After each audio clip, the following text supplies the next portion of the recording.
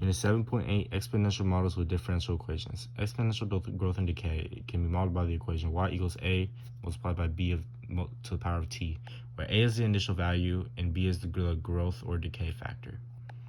If k is greater than 0, then it's growth. If k is less than 0, then it's decay. The rate of change of a quantity is proportional to the size of the quantity. This represents an exponential model. That's a fact. Set up a differential equation for each scenario. 1. The weight of an animal is increasing at a rate proportional to its weight. That's pretty easy. We just put dw over dt equals kw. 2. A bacteria population is shrinking at a rate proportional to its population size. Pretty easy. Again, it's just dp over dt equals kp.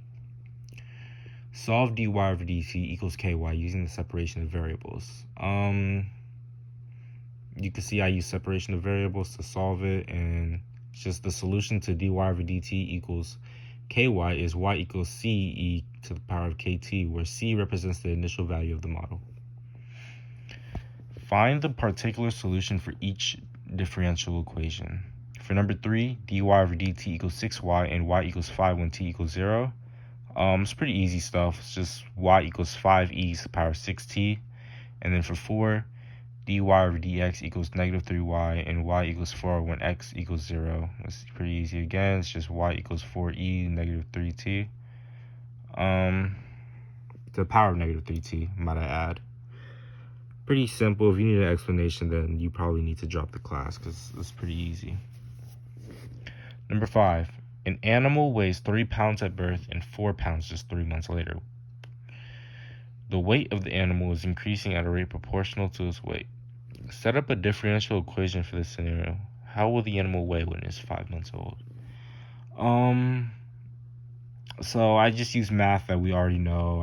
I don't think I need to explain myself. I could, if I wanted to, I could explain myself easily, but I don't want to, so I'm not going to.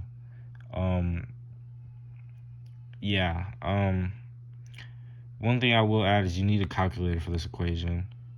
Doing it by hand is no bueno, because it's a lot of decimal places. And you just need to get a calculator. Do yourself a favor.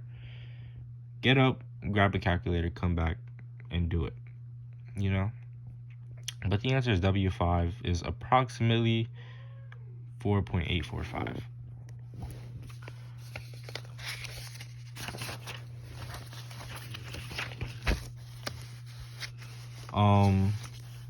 A growth model that will have a positive exponent, for example, y equals 5e to the power of 2t.